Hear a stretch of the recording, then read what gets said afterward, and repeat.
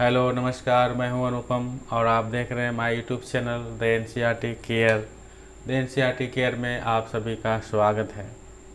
बिना स्किप किए हुए इस वीडियो को शुरू से अंत तक देखिएगा, क्योंकि इस वीडियो में मैं जो बताने वाला हूं आपके लिए बहुत ही हेल्पफुल और इन्फॉर्मेटिव होने वाला है।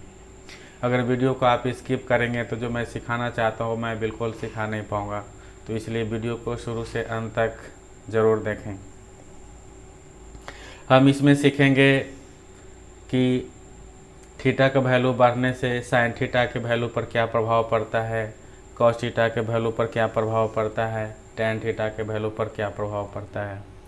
एमसीक्यू में बहुत सारा क्वेश्चन ऐसा बन रहा है जो एंगल असेंडिंग डिसेंडिंग, थीटा का वैल्यू बढ़ने से बढ़ेगा, घटने से घटेगा, क्या होगा नहीं होगा, उससे संबंधित अब क्वेश्चन ज़्यादा आने लगे हैं।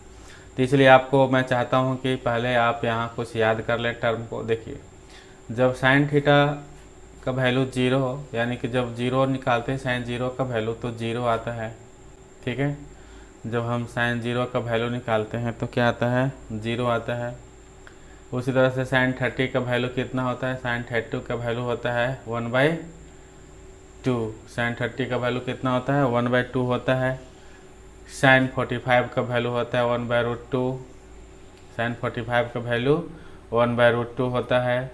साइन 60 का वैल्यू √3/2 होता है। साइन 60 का वैल्यू क्या होता है, √3/2। साइन 60 का वैल्यू √3/2 और साइन 90 का वैल्यू 1 होता है, ठीक है। अब देखिए करना क्या है और क्या सीखना है। देखिए, जब हम थीटा को जीरो रखते हैं, मतलब जब एंगल आपका जीरो होता है तो वैल्यू क्या होता है, जीरो होता है, ठीक है। देखते चलिए गौर से।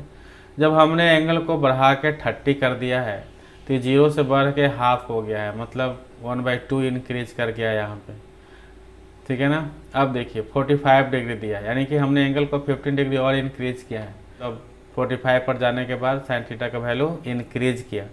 अब देखिए 60 आ गया है, तो जब साइन 60 होता है तो √3/2 होता है। जब आप इसे भी कैलकुलेट करेंगे तो इसका वैल्यू क्या आएगा, 1/√2 से ज़्यादा होगा। और जो सबसे ज़्यादा वैल्यू है वो क्या है, 90 है।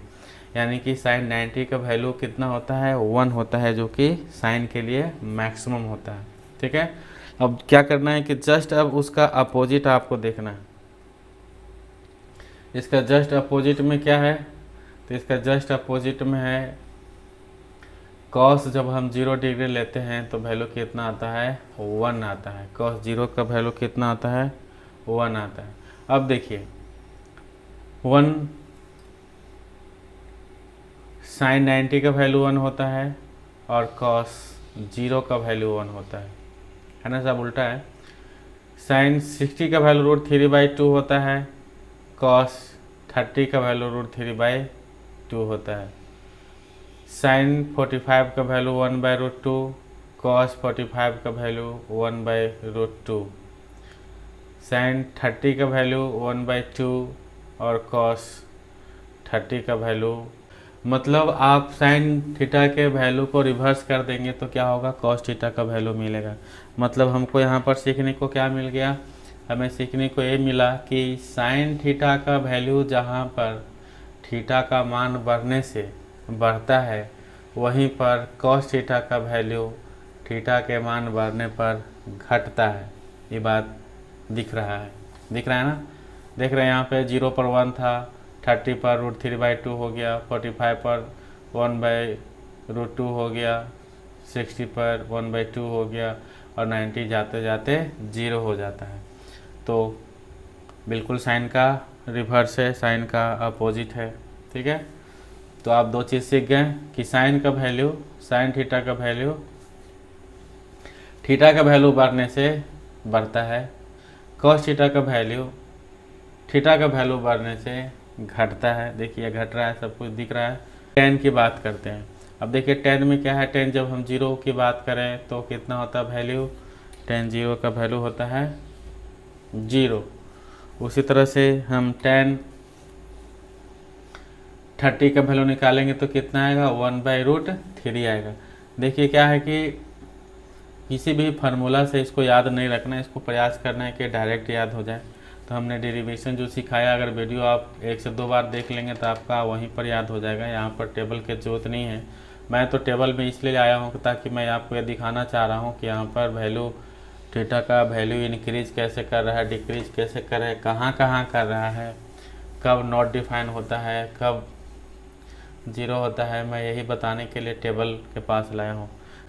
tan 0 का वैल्यू 0, tan 30 का वैल्यू होता है 1/√3, tan 45 का वैल्यू होता है 1, tan 60 का वैल्यू √3 और tan 90 का वैल्यू होता है नॉट डिफाइन होता है। ठीक है ना। tan 90 का वैल्यू क्या होता है? नॉट डिफाइन होता है। नॉट डिफाइन क्यों होता है मैं आपको अगले वीडियो में डिस्कस करूँगा। ठीक है ना, क्योंकि बहुत इंपॉर्टेंट चीज़ है, ये जानना बहुत ज़रूरी है कि आखिर नॉट डिफाइन का मतलब क्या हुआ और यहाँ पर नॉट डिफाइन कैसे होगा। वहीं पर साइन का वैल्यू 1 आ रहा है, कॉस का वैल्यू 0 आ रहा है, फिर इसका वैल्यू डिफाइन ही नहीं हो सकता है ना। तो हम लोग अगले वीडियो में सीखेंगे। फिर उसी तरह से है कोसेक 0 का वैल्यू होता है नॉट डिफाइन। ठीक है ना। फिर आपको मैं पहले बता चुका हूँ कि देखिए साइन का रेसिप्रोकल होता है। कौन होता है साइन का रेसिप्रोकल? कोसेक। तो 0 को जब आप रेसिप्रोकल कर देंगे तो क्या होगा?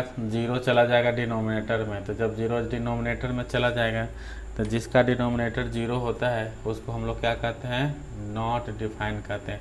इसलिए आप देखे होंगे कि जहाँ जहाँ 0 है ना उसी का रेसिप्रोकल का वैल्यू नॉट डिफाइन है। देखिए साइन 0 का वैल्यू क्या होता है? साइन 0 का वैल्यू 0 होता है। तो साइन का रेसिप्रोकल कहाँ होने वाला है? कोसेक होने वाला है। तो कोसेक 0 का वैल्यू क्या होने वाला है? तो नॉट डिफाइन होने वाला है। ठीक है। उसी तरह से tan 0 का वैल्यू 0 होता है। tan 0 का वैल्यू 0 होता है, इसका मतलब है cot 0 का वैल्यू क्या होगा? नॉट डिफाइन होगा। ठीक है ना। देखिए यहाँ लिखा है कि cot 0 का वैल्यू नॉट डिफाइन है ना। लिखा है ना कि cot 0 का वैल्यू नॉट डिफाइन होता है। उसी तरह से और देखिए आपको मैं दिखा रहा हूँ यहाँ पर। देखिए cos 90 का वैल्यू 0 होता है। cos 90 का वैल्यू 0 होता है और cos का उल्टा क्या होता है? sec होता है। तो देखिएगा sec 90 का वैल्यू नॉट डिफाइन दिया होगा। देखिए sec 90 का वैल्यू क्या दिया है? Not define. तो हम आशा करते हैं कि आप सीख गए होंगे। वीडियो को 1 से 2 बार देखें तो आप सब चीज़ समझ जाएंगे। ठीक है। तो tan थीटा में देखते हैं हम लोग। tan थीटा में क्या होता है? तो देखिए tan थीटा में भी थीटा का वैल्यू बढ़ने से इसके वैल्यू में भी इंक्रीज हो रहा है। जैसा कि देख रहे हैं आप, पहले 0 था, 0 पर tan पर कुछ तो मिला है 1/√3, 45 पर 1 हो गया है, बहुत इंक्रीज कर दिया है। और 60 पर और ज़्यादा इंक्रीज हो गया है। कहाँ इंक्रीज करके पहुँच गया है? तो √3, क्योंकि √3 का वैल्यू आपको पता होगा 1.732 होता है ना। तो वैल्यू देखिए 1 से ज़्यादा है। और tan जब हम 90 का वैल्यू निकालते हैं तो क्या हो जाता है? नॉट डिफाइन हो जाता है। ठीक है ना। इन्फिनिटी जिसको कहते हैं, यानी कि यहाँ पर वैल्यू हम लिख सकते हैं इन्फिनिटी, मतलब इस तरह से। क्लियर है। तो tan 90 का वैल्यू नॉट डिफाइन या इन्फिनिटी कह सकते हैं हम लोग। उसी तरह से बाकी का इधर 3 जो वैल्यू बचता है वो आपको याद रखना है रेसिप्रोकल करके। इसको रटने की ज़रूरत नहीं है, आपको आराम से याद हो जाएगा, शायद हो गया होगा। वहाँ जहाँ जहाँ 0 दिखता है उसका रेसिप्रोकल इधर सब नॉट डिफाइन होने वाला है, इन्फिनिटी होने वाला है। इसलिए इस तरह से हम लोग इसे याद करेंगे। ठीक है ना। देखिए टेबल याद रहेगा आपका। जो 1 वर्ड का क्वेश्चन आता है, जो मल्टीपल चॉइस का क्वेश्चन आता है, वो बनाने में आपको किसी भी तरह का कोई प्रॉब्लम नहीं होगा। इसलिए आप इस टेबल को पूरी तरह से याद कर लें। Thank you.